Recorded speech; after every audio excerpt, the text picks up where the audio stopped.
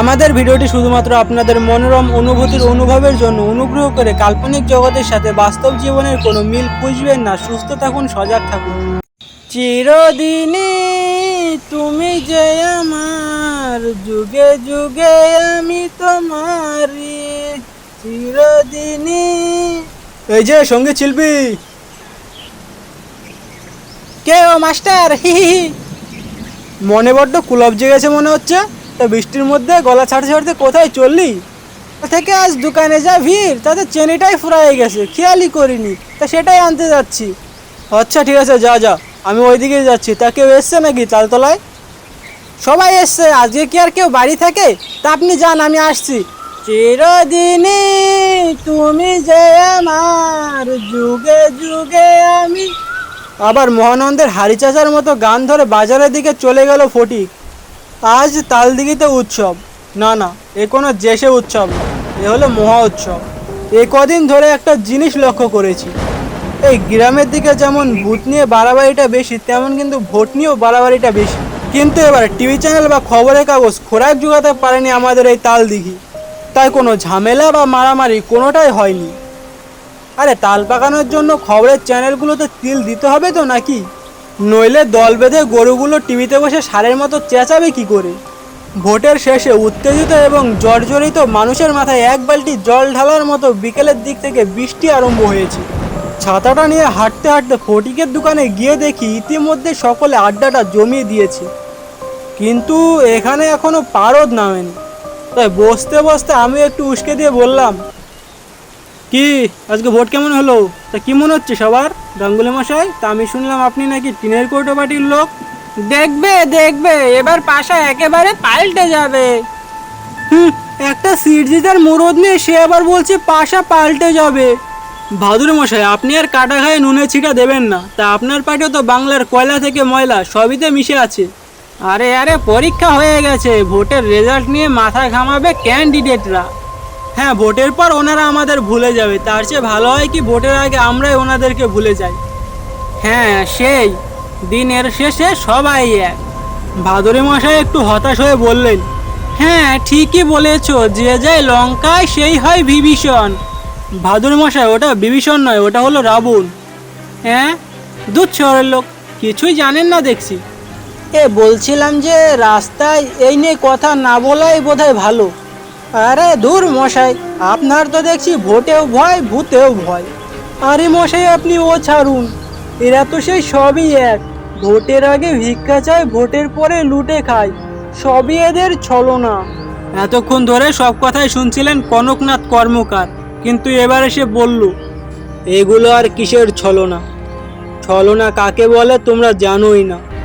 এ আবার কেমন কথা? জানবো না কেন? সে অনেক কথা। কনকনাথ মশাইকে দেখে মনে হলো সে কিছু বলতে চায়। আমারও আর এই কসকস ভাল লাগছিল না, তাই সবার মোড় গুলাতে তাকে জিজ্ঞাসা করলাম। মনে হচ্ছে কর্মকার মশাই কিছু বলতে চান, তা কিছু মনে পড়লে বলুন না। হ্যাঁ হ্যাঁ, বলো তো দেখি। এই ভোটকে একটু ভূতের ভয় দেখিয়ে তাড়ি দাও তো বাপু।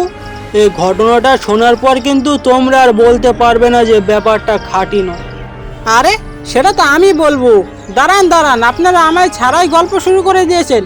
এই আমি চাটা বসিয়ে দিই, দাঁড়ান। কিছুক্ষণ পর জিভ পুরা গরম চায়ে চুমুক দিয়ে কর্মকার মশাই বললেন, কিছুদিন পর গরমের ছুটি পড়বে, তারপরেই পরীক্ষা। তাই আমরা সব মাস্টাররা মিলে স্টাফ রুমে বসে যে যার ক্লাসের প্রশ্ন বানাচ্ছিলাম। সেই সময় হেডমাস্টারের ঘর থেকে সবার ডাক পড়ল। মাস্টার মশাই আমাদের সামনে লাল রঙের একটা কার্ড রেখে বললেন, আমাদেরই এক সহকর্মীর সামনে শনিবারে বিয়ে, আমাদের সকলের সেখানে নিমন্ত্রণ। জায়গাটার নাম খুব বেশি মনে না পড়লেও ওই যেটুকু মনে পড়ে নোনাডাঙ্গা হবে হয়তো। ধরমপুর থেকে, মানে আমি তখন যেখানে চাকরি করি, বেশ কিছুটা দূরে ওই নোনাডাঙ্গা গ্রাম। যাতায়াতের কারণে প্রায় কেউই যেতে রাজি নয় বললেই চলে। তবুও যতই হোক সহকর্মী বলে কথা, না গেলে ব্যাপারটা ভালো দেখায় না। সব শেষে সিদ্ধান্ত হলো আমি, হরিবাবু মানে হরিমোহন বারুজ্জি, লক্ষ্মীবাবু মানে লক্ষ্মীকান্ত সেন আর শঙ্করবাবু যাবেন। মানুষটা যদিও ছিল একটু তেরাটে টাইপের, এক বললে বুঝে আরে, তবে মনটা ছিল বেশ। শীতে উঠলো আমাদের প্রশ্ন বানানো, শুরু হলো বিয়ে নিয়ে আলোচনা। কতক্ষণের পথ, কি করে যেতে হবে, কোন সময় বেরোবে ইত্যাদি ইত্যাদি। তা আমি বললাম, সবচেয়ে বড় কথা হলো কাজে এতটা পথ, আমাদের কিন্তু এখান থেকে তাড়াতাড়ি বেরোতে হবে। আমরা যদি সন্ধে সন্ধে এখান থেকে বেরোতে পারি তাহলে সেই দিনই তাড়াতাড়ি আমরা ওইখান থেকে চলে আসতে পারবো। কিন্তু কিসে যাই বলুন তো, বাসে গেলেও তো সেই 6 ঘন্টার পথ, তারপর আবার ফিরে আসার সময় ওইখান থেকে বাস পাবো কি না। আমার তো মনে হয় একটা অটো ভাড়া করে নিলেই ভালো হয়, তাহলে আর যাওয়া আসার কোনো চিন্তা থাকবে না। তার চেয়ে বড় কথা এখন হলো ঝড় বাদলের সময়, এর থেকে ভালো কিছু তো আমার আর মনে হয় না। তা আপনারা কি করবেন বলেন? তাহলে তো বেশ ভালোই হলো। যদি আপনারা বলেন তাহলে আমার ছোট ভাইয়ের এক বন্ধু আছে যে অটো চালায়, আমি বললে সে কিছু টাকা পয়সা কমও নিতে পারে।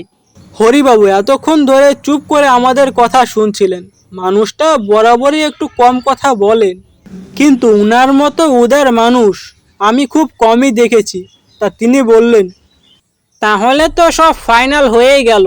তা আপনারা যদি কিছু মনে না করেন, আমার একটা আর্জি ছিল।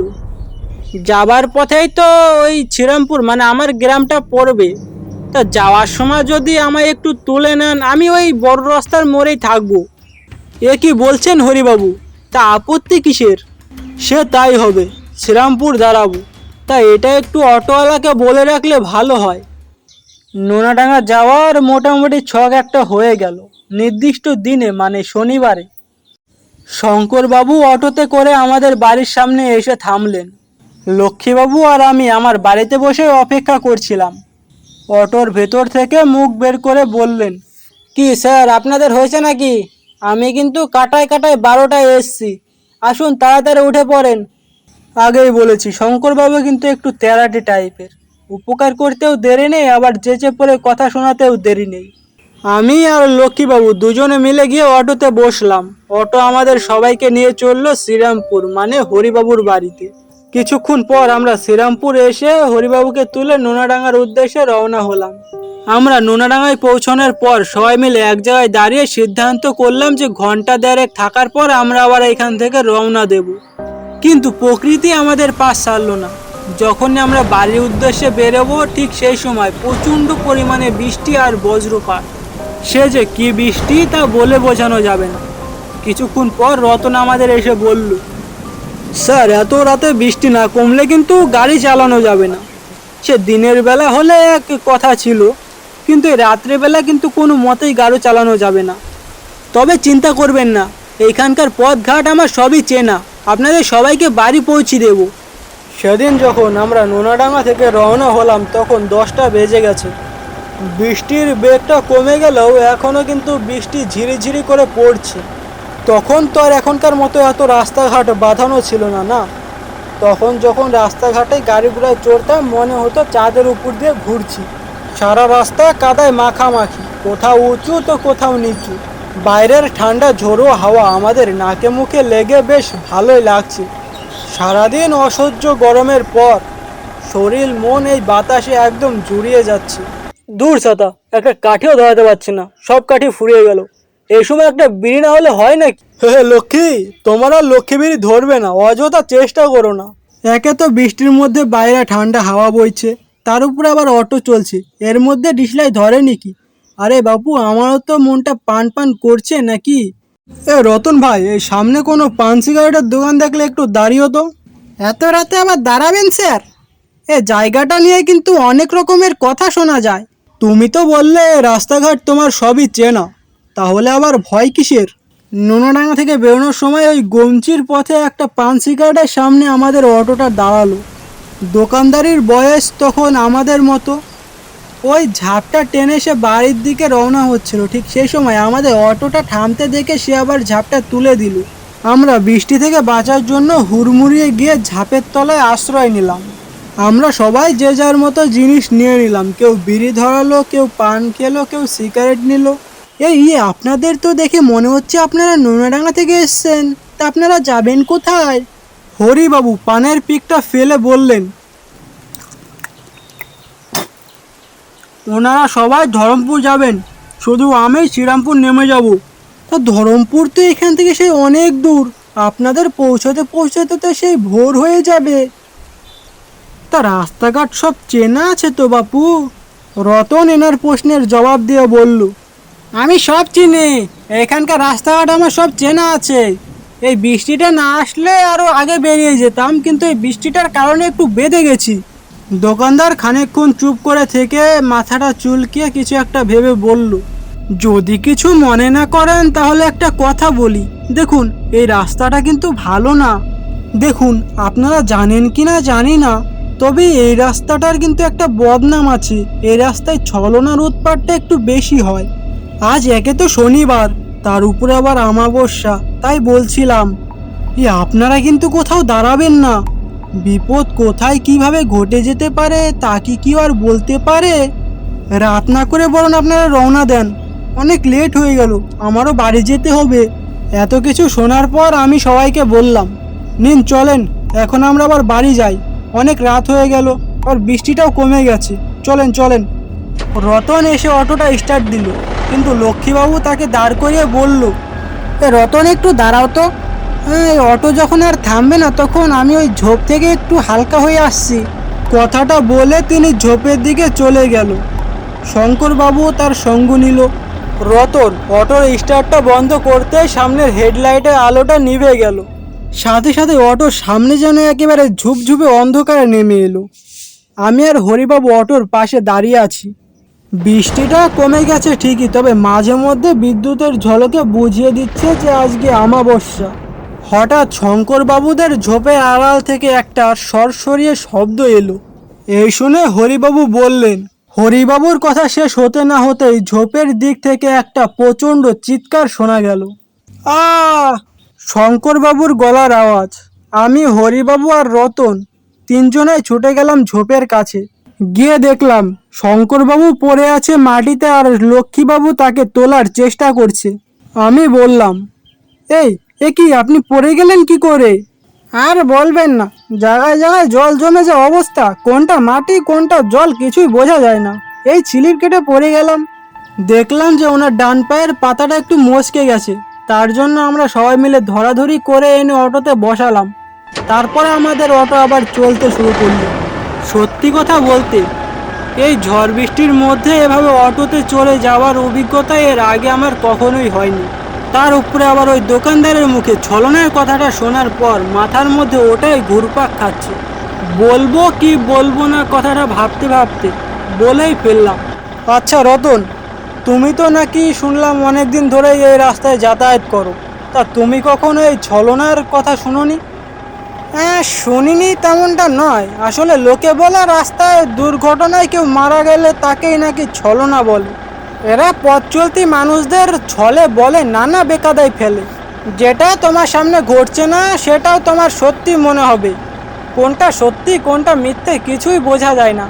আমি একবার কোথায় জানি শুনেছিলাম এরা নাকি পথ চলতি মানুষদের ঘুরিয়ে ফিরে সেইখানে আবার নিয়ে আসে। এরা আপনাকে একই জায়গায় বারবার ঘোরাবে, তবুও নাকি বুঝতে পারবেন না। যদিও বা বোঝেন তো সূর্যের আলো না ফোটা পর্যন্ত এই হাত থেকে রেহাই পাবে না। শঙ্করবাবু এতক্ষণ সামনের সিট থেকে চুপচাপ বসে সব শুনছিলেন, কিন্তু এখন ঘাড় ঘুরে আমাদের বলল, আপনারা সমাজে শিক্ষিত মানুষ, এই শুনছি কোথায় নাকি রকেট যাবে, আর আপনারা এখানে বসে এইসব কথা বলছেন। না মানারই বা কি আছে শঙ্করবাবু? এত লোকে যখন মানে তখন নিশ্চয়ই কিছু না কিছু সত্যি তো আছে এর মধ্যে। আর তাছাড়া রতন কি বললো শুনলেন না আপনি? আমি সবই শুনেছি। আর তাছাড়া আমার যা মনে হয়, অনেক সময় মানুষের কাজ করে শরীর ক্লান্ত হয়ে যায়, তখন যাবার সময় শরীর লেগে যায়, ঘুমানোর পর তখন তারা ঘুরে ফিরে একই জায়গায় আসে, আর সেটাকেই বোধহয় তারা ছলনা বলে। আর তাছাড়া নিজের খামতিটা কজন স্বীকার করতে চায় বলুন? এটাকেই বোধহয় তারা ছলনা বলে। আর গ্রামের মানুষ তো, এর জন্যই বোধহয় ব্যাপারটা একটু বেশি বিশ্বাস করে। শহরের মানুষ হলে কিন্তু ধূপেও টিকতো না। এ কথা বলে শঙ্করবাবু হা হা করে হাসতে লাগলো। আমাদের এত কথার মধ্যেও কিন্তু লক্ষ্মীবাবু একেবারে চুপ। অটোর এক কোনায় বসে পরমানন্দে ঝিমোচ্ছে। অটোর কোনার চাকাটা ছোট এক গর্তের মধ্যে পড়তেই তার পরমানন্দের ঘুম একেবারে ভেঙে গেল। ঢুলু ঢুলু চোখে বাইরের দিকে তাকালেন। সবাই চুপচাপ, হয়তো সবাই এখন ওই ছলনার কথাই ভাবছে। হঠাৎ লক্ষ্মীবাবু বাইরের দিকে চোখ রেখে বলে উঠলেন, আরে ওই রাস্তাটা কিছুক্ষণ আগে না আমরা পার করলাম? এই যে এই যে কোনার দোকানের মুখগুলো তো এখন সে এইখানেই রয়েছে। আর ওই যে দেখুন হরিবাবু সেই বড় বট গাছটা, মনে পড়ছে কিছু? শঙ্করবাবু বাঁকা হাসি টেনে বললেন, হ্যাঁ হ্যাঁ হ্যাঁ, বোঝো ঠেলা, এতক্ষণ আপনি ঘুমিয়েছিলেন তাই বোধহয় স্বপ্ন দেখছিলেন, আপনি বরং আবার ঘুমিয়েই পড়ুন। আমি বললাম, ঠিকই তো, আপনি কি করে বুঝলেন যে এই রাস্তাটা আমরা কিছুক্ষণ আগে পেরিয়ে গেছি? এরকম কত গাছপালাই তো থাকতে পারে, তাছাড়া নতুন জায়গার সবকিছু একই লাগে। লক্ষ্মীবাবু তখন আরো উত্তেজিত হয়ে উঠলেন, ঘুম টুম তখন পগার পার। না না না না, আমি মিথ্যা কথা বলছি তাই না? ঠিক আছে, তাহলে আরেকটু এগিয়ে বারোদিকে বাঁশবাগানের পাশে একটা ভাঙা ট্রাক্টর রয়েছে, সেটা দেখতে পেলে তো বিশ্বাস করবেন নাকি?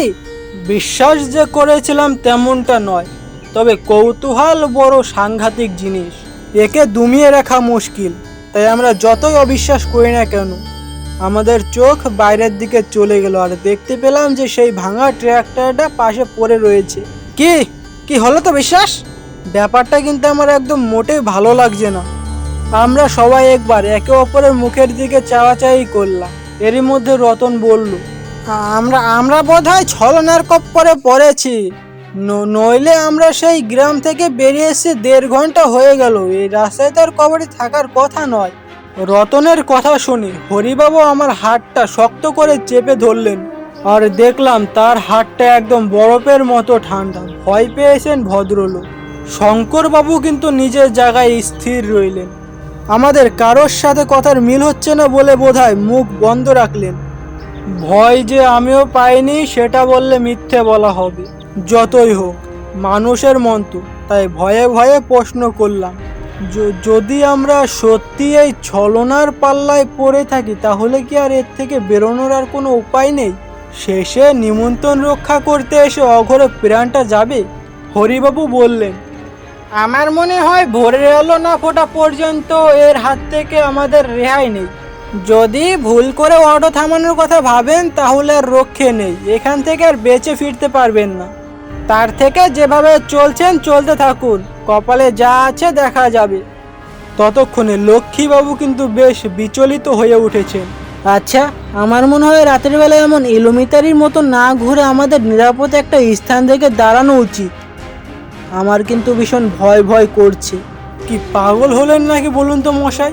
বুঝতে যখন পারছেন যে আমরা ছলনার কপ্পরে পড়েছি, তাহলে আমাদের জন্য কি আর নিরাপদ স্থান বলে কোনো জায়গা আছে আপনার মনে হয়? নাকি ছলনা আমাদের জায়গা বুঝে ধরবে?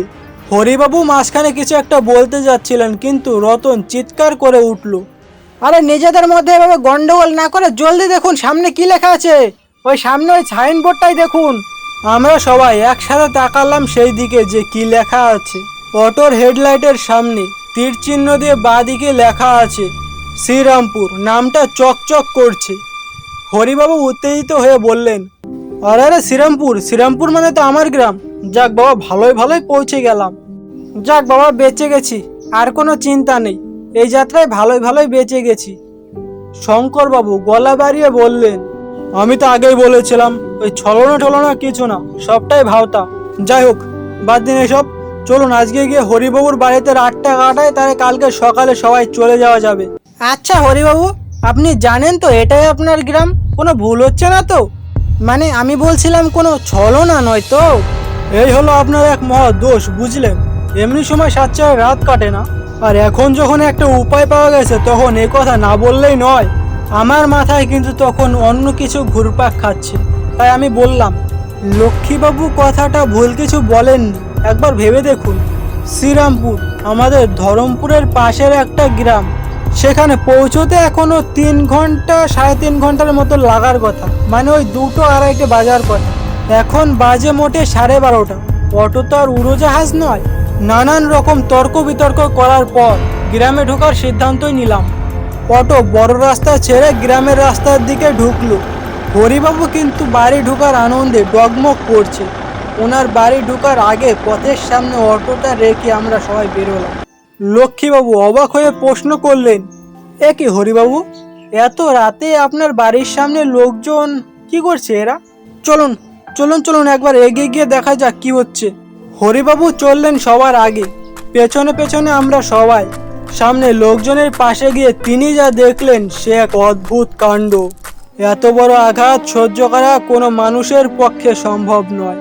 আমরা সবাই বিস্ফোরিত হয়ে দেখলাম হরিবাবুর বাড়ির সামনে যে বড় আম গাছটা রয়েছে তাতে তার বাবা গলায় দড়ি দিয়ে ঝুলছে। এ দৃশ্য দেখে আমাদের সবার গায়ের লোম একদম জারিয়ে গেল। এই যে এসেছে এসেছে এসেছে হরিমোহন এসেছে। গ্রামের মানুষ তখন সবাই রেড়ে করে তেড়ে ধরেছে হরিবাবুকে। আমরা তখন সবাই ভাবছি কি করে হরিবাবুকে ওইখান থেকে বের করা যায়। একে তো এত বড় ধাক্কা, তারপরে আবার মানুষজনের আক্রোশ। কিন্তু হরিবাবু যেন আমাদের সবাইকে অবাক করে দিলেন। আমরা দেখলাম পরিবারের মৃত্যুর দিকে তিনার কোনো হোশ নেই। গ্রামের মানুষ যা বলছেন তিনি সবেতেই মাথা নাড়াচ্ছেন। গ্রামের মানুষজন সবকিছুর জন্যই হরিবাবুকে দায়ী করছেন। এবং শুধু তাই নয়, গ্রামের লোকজনের মধ্যে কিছুক্ষণ কথাবার্তা হওয়ার পর হরিবাবুকে শাস্তি স্বরূপ তাকেও গলায় দড়ি দিতে হবে এমনটা বলল। এমন সময় শঙ্করবাবু গলা নামিয়ে আমায় ডেকে বললেন, এ ব্যাপারটা কি হচ্ছে বলুন তো? আমি তো কিছুই বুঝতে পারছি না। আর হরিবাবু ওরকম ভ্যাল ভ্যাল করে তাকিয়ে আছেন কেন, আর সব কিছুতেই মাথায় নিয়ে যাচ্ছেন কেন? আমার মনে হয় হরিবাবুর পাচক জ্ঞান লোপ পেয়েছে, ছলনার কপ্পরে পড়েছে, তাই আমাদেরই কিছু করতে হবে। এতক্ষণ তাও আমরা দূরে দাঁড়িয়ে ব্যাপারটা লক্ষ্য করছিলাম, কিন্তু এখন আর দূরে দাঁড়িয়ে থাকা সম্ভব হলো না। হরিবাবুর হাতে যে দড়িটা ছিল সেটা নিয়ে সে আম গাছের দিকে যাচ্ছিল ঝোলার জন্য। আমরা ওনার কাছে গিয়ে দড়িটা হাত থেকে ছিনিয়ে নেওয়ার চেষ্টা করছিলাম, কিন্তু ওনার গায়ে যে এত শক্তি তা আমার জানা ছিল না। একেবারে মোষের শক্তি। আমরা যখন প্রায় ব্যর্থ হতে বসেছি তখন রতন এসে হরিবাবুর মাথায় একটা চাটি মারল। সাথে সাথে তিনি জ্ঞান ফিরে পেলেন আর উদ্ভ্রম্বের মতো বলতে লাগলেন, ছলনা ছলনা, এখানে আর এক মুহূর্তও নয় কর্মকার বাবু। এ আমাদের ছলনায় টেনে নিয়ে এসছে, এখান থেকে আমাদের তাড়াতাড়ি বেরোতে হবে। ছলনা। হরিবাবুকে নিয়ে আমরা ধরাধারি করে গ্রাম থেকে বেরিয়ে আসার চেষ্টা করছিলাম। ঠিক সেই সময় গ্রাম থেকে কিছু লোক এসে হরিবাবুর হাতটা টেনে ধরল। গ্রামের লোকজনেরা হরিবাবুকে টানাটানি করে হাতাহাতি করে আমাদের কাছ থেকে ছিনিয়ে টানতে টানতে নিয়ে গেল। তাদের সকলের গায়ে যেন একেবারে অসুরের গোল। আমরা কেউই তাদের সাথে পেরে উঠলাম না।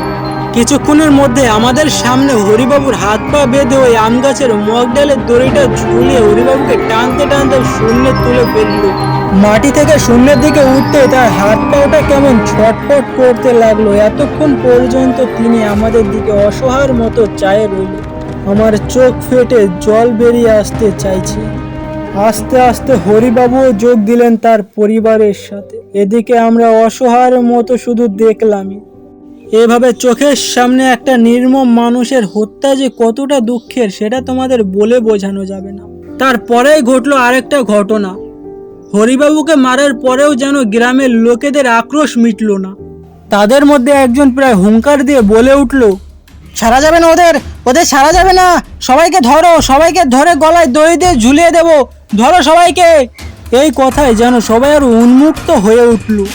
আমরা দেখলাম প্রায় বাঁধভাঙা নদীর মতো গ্রামের মানুষজন আমাদের মারার জন্য তীরে আসছে। ঠিক এই সময় একেবারে ভগবানের মতো উদয় হলো রতন। সেই হরিবাবুর মাথায় চাটি মারার পর তাকে আর দেখা যায়নি। হয়তো বিপদ বুঝে গলির মুখটা থেকে অটো আনতে গিয়েছিল। হঠাৎ ধূমকেতুর মতো উদয় হলো আমাদের আর গ্রামবাসীর মাঝখানে। স্যার, আর দেরি করবেন না, ওঠেন ওঠেন, তাড়াতাড়ি উঠে পড়েন অটোতে। আমরা দৌড়ে এসে অটোতে বসতে রতন আমাদের নিয়ে তাড়াতাড়ি ওইখান থেকে বেরিয়ে এলো। রতন আমাদের নিয়ে আবার সে বড় রাস্তাটায় এসে উঠল। সেদিন রতন সময় মতো এসে যদি আমাদের সামনে না পৌঁছতো তাহলে বোধহয় আমরা সবাই ওইখানেই মারা যেতাম। অটো আবার সেই আগের মতো অন্ধকার পথ ধরে ছুটে চলেছে। শুধু আমার পাশে হরিবাবুর সিটটাই ফাঁকা। আমি একবার মুখ বের করে পেছনের দিকে তাকিয়ে দেখলাম কোথায় সেই গ্রাম আর কোথায় সেই গ্রামের মানুষজন। একরাশ আলকাতরা ঢেলে মনে হচ্ছে দাঁড়িয়ে রয়েছে রাস্তায়। কারোর মুখে কোনো কথা নেই। হরিবাবুকে যে আমরা এভাবে হারাবো তা আমরা স্বপ্নেও ভাবিনি। আমাদের ধারণা ছিল হরিবাবুর মৃত্যুর সাথে বোধহয় সেদিনকার মতো ছলনার হাত থেকে আমরা বেঁচে গেছি। কিন্তু আমার ভাবনা যে কতটা ভ্রান্ত তার প্রমাণ পেলাম কিছুক্ষণের মধ্যেই। হঠাৎ লক্ষ্মীবাবু বলে উঠলেন, আমি তো আপনাদের আগেই বলেছিলাম যে এটা ছলনা। তখন যদি আমার কথাটা শুনতেন তাহলে আর হরিবাবুকে এভাবে আমরা হারাতাম না। যা হয়েছে তা সব কিছুর জন্যই দায়ী ওই শঙ্কর বাবু। কে কি আপনি কি বলতে চাইছেন বলুন তো? হরিবাবুর মৃত্যুটা কি আমি চাইছিলাম? কেন কেন মনে নেই? আপনি তো সবাইকে জোর করে এই গ্রামের ভিতরে নিয়ে গিয়েছিলেন। আমরা আমরা সবাই তো আপনাকে বারণ করেছিলাম। আপনি তো জোর করে ইচ্ছে করে ওই গ্রামে নিয়ে গিয়েছিলেন। আপনি কি বলতে চাইছেন? আমি মেরেছি হরিবাবুকে? এবার আমি আর আমার ভেতরে থাকা বিরক্তিটাকে ধরে রাখতে পারলাম না, তাই বললাম, আপনারা একটু থামবেন। এই অবস্থায় আপনারা নিজেদের মধ্যে কি শুরু করলেন বলুন তো? যা হবার তা হয়ে গেছে, এইসব নিয়ে এখন আলোচনা বন্ধ করুন। লক্ষ্মীবাবু কিছুতেই থামবার পাত্র নয়। তিনি যেন দ্বিগুণ জুড়ে বলে উঠলেন, আমার তো মনে হয় শঙ্করবাবুই ছলনা। তখন তখন ওই দোকানের পাশে ঝোপের ঝাড়ে দেখেছিলাম ওই শঙ্করবাবুর কাছে কিছু একটা কালো আধারি এলো, তারপর শঙ্করবাবু চেঁচিয়ে উঠল, আমার আমার তো মনে হয় হরিবাবুই ছলনা। ওনাকে যদি এখন অটো থেকে না নামিয়ে দেওয়া হয় তাহলে আমাদের ওই হরিবাবুর মতো মরতে হবে। তা আমি ভেবেছিলাম লক্ষ্মীবাবু হয়তো একটু ভয় পেয়ে গেছে, তারপর এমন একটা ঘটনার অভিভূতে আতঙ্ক হয়ে কথাগুলো বলছিলেন। কিন্তু উনি যে সত্যি সত্যি শঙ্করবাবুকে অটো থেকে ফেলে দেওয়ার জন্য উদ্ভব হবেন সেটা বুঝতে পারিনি। চলতি অটোতে দুজনের মধ্যে হাতাহাতি শুরু হয়ে গেল। আমি লক্ষ্মীবাবুকে বাধা দিতে গেলে লক্ষ্মীবাবু আমায় এক ধাক্কায় ফেলে দিল ছিটের উপরে। এদিকে শঙ্করবাবু বারবার মরিয়া হয়ে রতনকে বলতে লাগলো অটো থামাতে, কিন্তু অটো থামলো না। তার বদলে রতনের গলা থেকে বেরিয়ে এলো এক অদ্ভুত আওয়াজ, আর কত প্রাণ নিবি তুই এক রাতে? প্রথমে লক্ষ্মীর, তারপরে আমার, এখন আবার ধরেছিস শঙ্করকে, কিন্তু আমি থাকতে যে সেটা আর হবে না। রতনের গলার আওয়াজ শুনে আমি যেন ভয়ে একেবারে সিটিয়ে গেলাম। শঙ্করবাবু যে কিনা এতক্ষণ রীতিমতো তর্ক জুড়ে ছিল, সেও এখন অবাক হয়ে গেল। লক্ষ্মীবাবু এখন আবার রতনকে বলতে লাগলেন, ও তুই তাহলে চলো না, অটো থামাও, এক্ষুনি অটো থামাও, আমি বলছি অটো থামাও। আমাদের মহাবিপদ কনকবাবু, ওকে নামিয়ে দাও, ও রতন নয়, ও চলো না। আমি যেন কিছুতেই কিছু বুঝে উঠতে পারছি না আমার চারিদিকে হচ্ছে কি। কে চলো না? লক্ষ্মীবাবু কিছুক্ষণ আগে শঙ্করবাবুকে ফেলে দিতে চাইছিল, কিন্তু এখন আবার রতনকে চলো না বলছে। সবকিছুই যেন গুলিয়ে যাচ্ছে আমার। এমন সময় রতনের মুখ থেকে আবার বেরিয়ে এলো, তুই ঠিকই বলেছিস, আমি রতন নই, আমি হলাম হরিমোহন বাড়ুজ্জি। তুই তো সবাইকে ওই গ্রামেই মারতে চেয়েছিলি, কিন্তু কিন্তু ততক্ষণে আমাকে আম গাছে ঝুলিয়ে দেওয়া হয়েছিল আমার শরীর থেকে। তখন আমি আলাদা। তোর উদ্দেশ্য কিছুটা আমি বুঝতে পেরে রতনের শরীরে আশ্রয় নি। এক রাতে একটার বেশি শিকার তো তোর ধরার কথা নয়। বড্ড লোভ না রে তোর? লক্ষ্মীবাবু মানে তিনি কি তাহলে ছলো না? হ্যাঁ হ্যাঁ হ্যাঁ, এবার ধীরে ধীরে নিজের রূপ ধরতে শুরু করেছে। সে চেহারা যেন পিশাচকেও হার মানায়। গতর দিয়ে সব আঁচড়ানোর দাগ, আর চোখ যেন আর সে চোখ নয়, একেবারে লাল রক্তের মতো ঝলঝল করছে চোখ। কানটা ছেঁড়া, কান দিয়ে টপ টপ করে রক্ত পড়ছে। আমার সারা শরীরে সরস্বরী খেলে বেড়াচ্ছে তখন। শঙ্করবাবুর অবস্থা ওই একই রকম। এবার লক্ষ্মীবাবুর ভেতর থেকে কে যেন বলে উঠল, হ্যাঁ হ্যাঁ, আমি ছলনা। এই মানুষটার শরীরে আমি আশ্রয় নিয়েছিলাম। যখন এ ঘুমোচ্ছিল তখন আমি একটু একটু করে ওর ভিতরে প্রাণটা নিচড়ে নিয়েছি। তারপর তোদেরও ছলনা করে ওই গ্রামে নিয়ে গেছিলাম, আর হরিবাবুকে আমি মেরেছি। তোদের ওইখানেই মারতাম, কিন্তু কিন্তু বাকিদেরও ছাড়বো না, আমি সবাইকে মারবো। মুখের কথা শেষ হতে না হতে একটা ঝাঁকুনি দিয়ে অটোটা থেমে গেল। আমাদের বুঝতে বাকি রইল না যে হরিবাবুর আত্মা ভর করেছে রতনের ওপরে।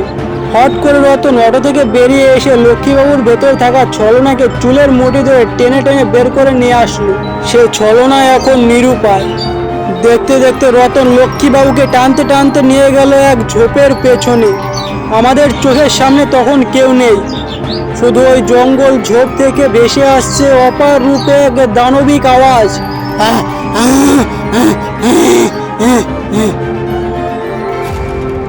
তাহলে দেখা হচ্ছে নতুন একটা ভিডিওতে। ততক্ষণের জন্য ভালো থাকবেন, সুস্থ থাকবেন।